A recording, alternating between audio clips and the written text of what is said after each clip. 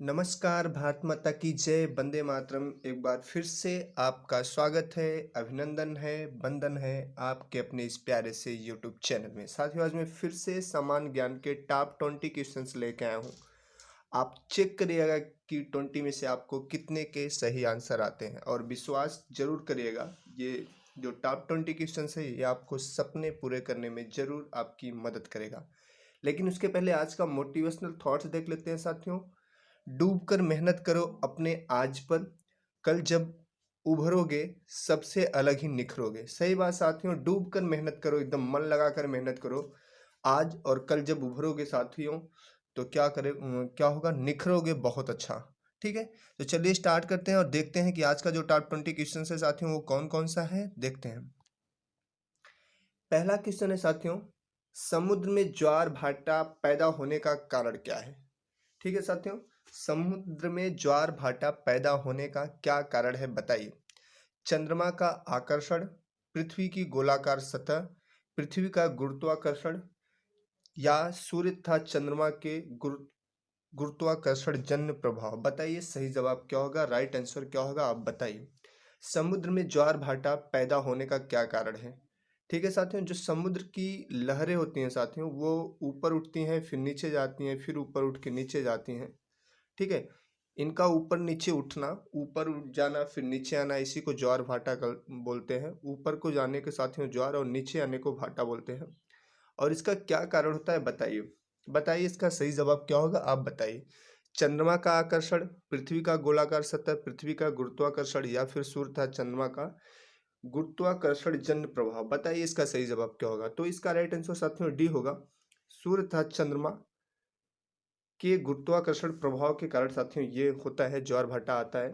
ठीक है, चलिए बढ़ते हैं अगले क्वेश्चन की तरफ और देखते हैं कि अगला क्वेश्चन क्या है। अगला क्वेश्चन है, सिमलीपाल बायो रिजर्व स्थित है। सिमलीपाल बायो रिजर्व या सिमलीपाल जो नेशनल पार्क है साथियों, राष्ट्रीय पार्क है, वो कहाँ पे है बताइए। पंजाब, दिल्ली, उड़ीसा या पश्चिम बंगाल। बताइए राइट आंसर क्या होगा। सिमलीपाल बायो रिजर्व या नेशनल पार्क कहाँ पर स्थित है। पंजाब, दिल्ली, उड़ीसा, पश्चिम बंगाल। बताइए इसका सही जवाब क्या होगा। बताइए इसका सही जवाब क्या होगा। तो इसका सही जवाब क्या है साथियों, सी उड़ीसा में है सिमलीपाल। ठीक है साथियों, पश्चिम बंगाल में एक है बुक्सा, बुक्सा नेशनल पार्क है पश्चिम बंगाल में, इसको याद रखिएगा। चलिए बढ़ते हैं अगले क्वेश्चन की तरफ और देखते हैं अगला क्वेश्चन क्या है। अगला क्वेश्चन है साथियों, मोरक्को। मोरक्को की राजधानी क्या है। ठीक है, एक नाम सुने होंगे आप, इब्न इब्न बतूता, ये मोरक्को से ही आए थे। ठीक है साथियों, इब्न बतूता ये मोरक्को से ही आए थे। अभी पिछले वीडियो में मैंने पढ़ाया था, 2-3 वीडियो के पहले। इब्न बतूता ये मोरक्को से ही आए थे। बताइए मोरक्को की राजधानी क्या है। मस्कट, मानागुआ, उलान बटोर या फिर रबात। बताइए रबात, उलान बटोर, मानागुआ या फिर मस्कट, क्या है मोरक्को की राजधानी। तो इसका राइट आंसर क्या होगा, डी साथियों, रबात। रबात है मोरक्को की राजधानी, कैपिटल रबात है इसकी। ठीक है, चलिए बढ़ते हैं अगले क्वेश्चन की तरफ और देखते हैं कि अगला क्वेश्चन। अगला क्वेश्चन है, निम्नलिखित में से एक राज्य से कर्क रेखा नहीं जाती है। बताइए वह राज्य कौन सा है। निम्नलिखित में से एक राज्य से कर्क रेखा नहीं जाती है। ठीक है, बताइए कौन सा राज्य है। उड़ीसा, गुजरात, पश्चिम बंगाल या फिर राजस्थान। साथियों जो ग्लोब होता है उसमें हम एक कर्क रेखा जाती है। ठीक है, और ये भारत के 8 राज्यों से होके जाती है। ठीक है, आप लोगों ने ट्रिक पढ़ी होगी, मित्र मित्र पर गमछा झार। ठीक है, तो इसमें से एक राज्य से नहीं होके जाती है, ये तीनों जो 4 ऑप्शन दिए हैं। और बताइए अब कौन से राज्य से नहीं होके जाती है। उड़ीसा, गुजरात, पश्चिम बंगाल या फिर राजस्थान। राजस्थान से भी जाती है, पश्चिम बंगाल से भी जाती है और गुजरात से भी जाती है। इसका मतलब उड़ीसा से कर्क रेखा नहीं जाती है। ठीक है साथियों, तो इसका राइट आंसर क्या हो जाएगा, उड़ीसा होगा इसका राइट आंसर। चलिए बढ़ते हैं अगले क्वेश्चन की तरफ और देखते हैं कि अगला क्वेश्चन क्या है। अगला क्वेश्चन है, फिल्म और टीवी इंस्टीट्यूट ऑफ इंडिया कहाँ पर स्थित है। फिल्म और टीवी इंस्टीट्यूट ऑफ इंडिया कहाँ पर स्थित है बताइए। फिल्म और टीवी इंस्टीट्यूट ऑफ इंडिया कहाँ पर स्थित है। पिंपरी महाराष्ट्र, पुणे महाराष्ट्र, राजकोट गुजरात, पेराम्बूर तमिलनाडु। बताइए बताइए इसका सही जवाब क्या होगा। फिल्म और टीवी इंस्टीट्यूट ऑफ इंडिया कहाँ पर स्थित है? बताइए सही जवाब क्या होगा। पिंपरी महाराष्ट्र, पुणे महाराष्ट्र, राजकोट गुजरात, पेराम्बूर तमिलनाडु। तो इसका राइट आंसर क्या होगा बी साथियों, पुणे महाराष्ट्र में film and TV institute of India स्थित है। ठीक है, चलिए बढ़ते हैं अगले क्वेश्चन की तरफ और देखते हैं कि अगला क्वेश्चन क्या है। अगला क्वेश्चन है साथियों, झरिया जो कि झारखंड में है किसके लिए प्रसिद्ध है? बताइए, खेल के सामान के लिए, तांबे की खान के लिए, कोयले की खान के लिए और सोने की खान के लिए। बताइए सही जवाब क्या होगा। झरिया किसके लिए प्रसिद्ध है? खेल का सामान, तांबे की खान, कोयले की खान या सोने की खान। बताइए इसका राइट आंसर क्या होगा। झरिया, ये इसका राइट आंसर हो जाएगा सी साथियों, कोयले की खान के लिए झरिया फेमस है और इम्पॉर्टेंट है। और यहाँ पे एक आग लगी है साथियों जो कोयले के अंदर लगी हुई है साथियों, अभी तक बुझी नहीं है। जब भी आप जाएंगे यहाँ तो वहाँ देखेंगे धुआं निकलता रहता है। चलिए बढ़ते हैं अगले क्वेश्चन की तरफ और देखते हैं कि अगला क्वेश्चन क्या है। अगला क्वेश्चन है, खून के जमाव के लिए कौन सा विटामिन की आवश्यकता होती है? खून के जमाव के लिए कौन से विटामिन की आवश्यकता होती है? Vitamin A, vitamin B, vitamin C या विटामिन के। बताइए सही जवाब क्या होगा। बताइए सही जवाब क्या होगा। खून के जमाव के लिए कौन सा विटामिन आवश्यक होता है या आवश्यकता होती है? Vitamin A, vitamin B, vitamin C या फिर विटामिन के। बताइए इसका राइट आंसर। तो इसका राइट आंसर क्या होगा साथ में डी, विटामिन के, जो रक्त का थक्का जमता है साथियों, रक्त का थक्का, उसके लिए विटामिन के बहुत जरूरी है। ठीक है, चलिए बढ़ते हैं अगले क्वेश्चन की तरफ और ये रहा अगला क्वेश्चन, एक समान मनुष्य में कितना खून होता है? बताइए, एक सामान्य मनुष्य की बॉडी में कितना खून होता है? 5 से 6 लीटर, 3 से 4 लीटर, 8 से 10 लीटर या 10 से 12 लीटर। बताइए साथियों कितना खून होता है एक सामान्य मनुष्य की बॉडी में। बताइए सही जवाब क्या होगा। तो इसका राइट आंसर क्या होगा बताइए। इसका राइट आंसर हो जाएगा साथियों ए, 5 से 6 लीटर ब्लड होता है साथियों ह्यूमन बॉडी में। एक जो नॉर्मल इंसान होता है उसकी बॉडी में 5 से 6 लीटर ब्लड। ठीक है साथियों, चलिए बढ़ते हैं अगले क्वेश्चन की तरफ। ये रहा अगला क्वेश्चन, एक्यूप्रेशर उपचार की पद्धति है जिसमें होता है दर्द की राहत के लिए जड़ी बूटियों का प्रयोग होता है, दर्द की राहत के लिए शरीर के खास हिस्से पर सुइयां डाली जाती हैं, दर्द की राहत के लिए सेल क्रिया की जाती है या इनमें से कोई नहीं। बताइए, ये सेल क्रिया है साथियों, ऑपरेशन जिसको बोलते हैं। ठीक है, एक्यूप्रेशर क्या है बताइए, या इनमें से कोई नहीं। बताइए, 4 ऑप्शन है, दर्द की राहत के लिए जड़ी बूटी का प्रयोग होता है एक्यूप्रेशर में, या फिर दर्द की राहत के लिए शरीर के खास हिस्से पर सुइयां डाली जाती हैं, या दर्द की राहत के लिए शल्य क्रिया की जाती है, या इनमें से कोई नहीं। तो बताइए बताइए इसका राइट आंसर क्या होगा। इसका राइट आंसर हो जाएगा साथियों इनमें से कोई नहीं। एक्यूप्रेशर होता है साथियों जो शरीर के विभिन्न अंग होते हैं उनको दबा के एक प्रकार से उनको प्रेशर करके एक इलाज किया जाता है, जो भी दर्द से राहत दिलाई जाती है। ठीक है, जैसे साथियों जो ये मान लीजिए हैंड हो गया, हैंड की फिंगर हो गई साथियों, तो यहाँ प्रेशर दबा दबा के यहाँ पे एक जो होता है दर्द उससे उससे छुटकारा दिलाया जाता है। इसमें बॉडी के पार्ट्स को, जो शरीर का विभिन्न अंग होता है उसको दबाया जाता है इसमें। ठीक है, एक्यूप्रेशर में यही होता है। चलिए बढ़ते हैं अगले क्वेश्चन की तरफ और देखते हैं कि अगला क्वेश्चन क्या है। अगला क्वेश्चन है, राज राजेश्वर मंदिर कहाँ पर स्थित है? राज राजेश्वर मंदिर कहाँ पर स्थित है? बताइए, राज राजेश्वर मंदिर कहाँ पर स्थित है? मैसूर में, एलोरा में, तंजौर या फिर इंदौर में। बताइए सही जवाब क्या होगा। राज राजेश्वर मंदिर कहाँ पर स्थित है? मैसूर, एलोरा में, तंजौर में या फिर इंदौर में। बताइए बताइए इसका सही जवाब क्या होगा। तो इसका सही जवाब होगा साथियों सी, तंजौर में है ये राज राजेश्वर मंदिर और बड़ा ही फेमस है साथियों। ठीक है, और तंजौर तमिलनाडु का एक शहर है। कहाँ का शहर है साथियों? तमिलनाडु का एक शहर है तंजौर, और वहीं पे राज राजेश्वर मंदिर स्थित है। चलिए बढ़ते हैं अगले क्वेश्चन की तरफ, देखते हैं अगला क्वेश्चन क्या है। अगला क्वेश्चन है, स्वराज हमारा जन्मसिद्ध अधिकार है और इसे मैं लेकर रहूंगा। बताइए साथियों किसका कथन है? स्वराज हमारा जन्मसिद्ध अधिकार है और इसको मैं लेके रहूंगा, किसका कथन है? लाला लाजपत राय, लोकमान्य तिलक, महात्मा गांधी या सरदार पटेल? चलिए बताइए इसका सही जवाब क्या होगा। स्वराज मेरा जन्मसिद्ध अधिकार है और इसे मैं लेकर रहूंगा।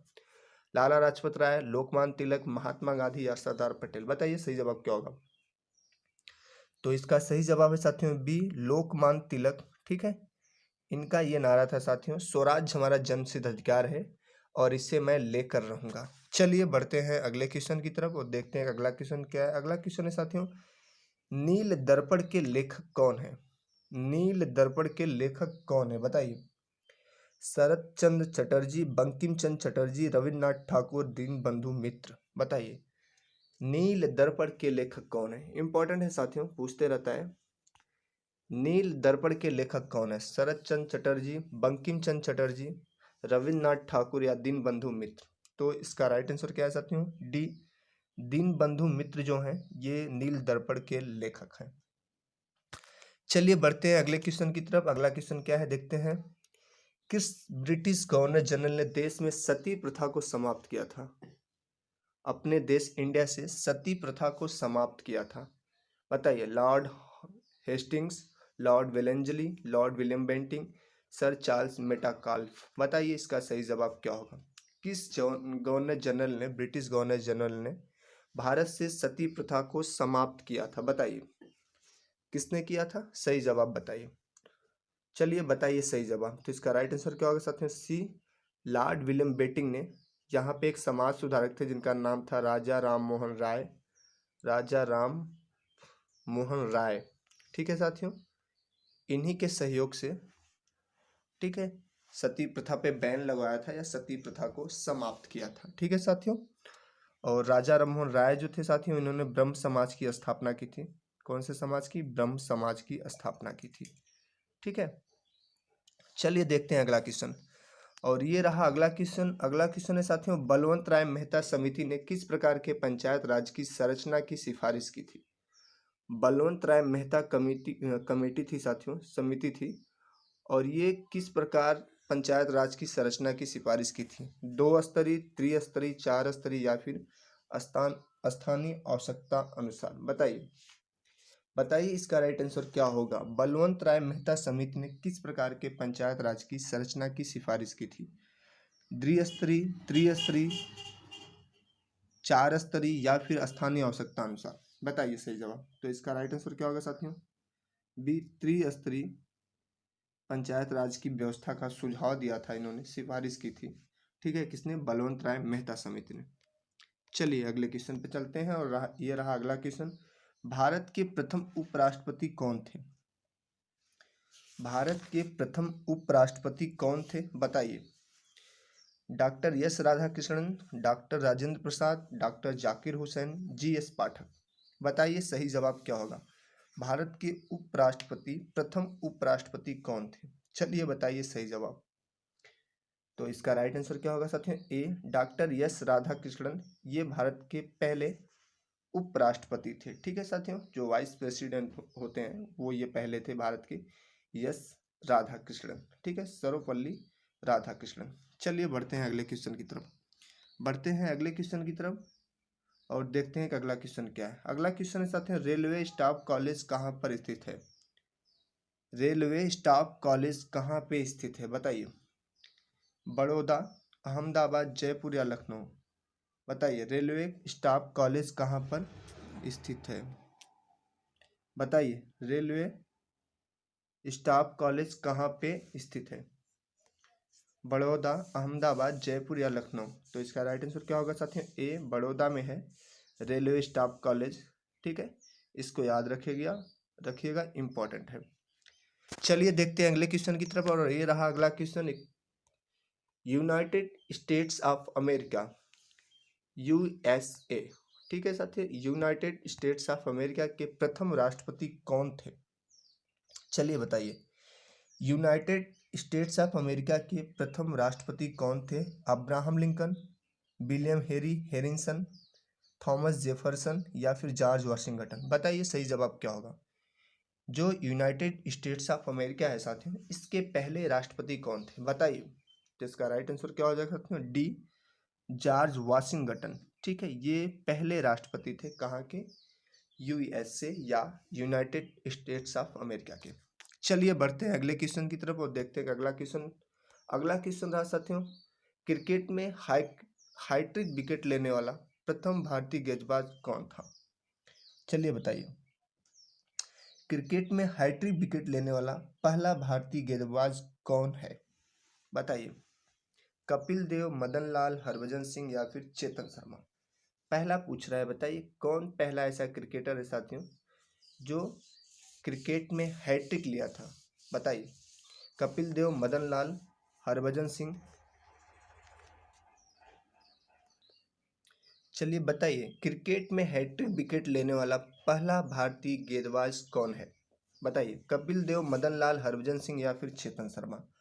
तो इसका राइट आंसर क्या होगा साथियों, डी, चेतन शर्मा। ये पहले भारतीय गेंदबाज हैं साथियों जिन्होंने सबसे पहले हैट्रिक विकेट लिया था क्रिकेट मैच में।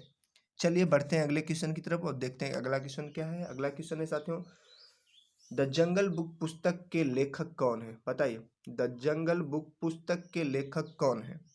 चलिए बताइए, Rudyard Kipling, mark Twain, George Orwell या इनमें से कोई नहीं। बताइए, जंगल बुक जो बुक है साथियों उसके लेखक कौन है बताइए। चलिए बताइए इसका सही जवाब क्या होगा। तो इसका राइट आंसर हो जाएगा साथियों ए, रुडयार्ड किपलिंग है, जंगल बुक के राइटर हैं। ठीक है, इंपॉर्टेंट है ये। चलिए बढ़ते हैं अगले क्वेश्चन की तरफ और देखते हैं कि अगला क्वेश्चन क्या है। और ये रहा अगला क्वेश्चन, श्वेत क्रांति किसके उत्पादन की बढ़त से संबंधित है। मांस, अन्न, अंडे या दूध। बताइए, श्वेत क्रांति किसके उत्पादन की बढ़त से संबंधित है। मांस, अन्न, अंडे या दूध। बताइए, श्वेत क्रांति साथियों। बताइए इसका सही जवाब क्या होगा। तो इसका राइट आंसर है साथियों डी, दूध के उत्पादन से संबंधित है श्वेत क्रांति साथियों। ठीक है, और ये रहा आज का टॉप 20 क्वेश्चन साथियों। और आप अपने आप को चेक करिएगा कि कितने के सही आंसर आपने किए हैं। ठीक है, 10 के किए हैं या 12 के किए हैं। ठीक है, आप अपने आप को चेक करिएगा। और अगर वीडियो अच्छा लगा हो साथियों तो लाइक कर दीजिएगा, शेयर कर दीजिएगा, और चैनल पे नए हैं तो चैनल को सब्सक्राइब कर लीजिएगा।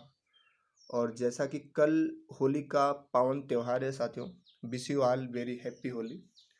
आप अच्छे से होली खेलिएगा और अपना ख्याल भी रखिएगा। चलिए, भारत माता की जय, वंदे मातरम एंड जय हिंद साथियों।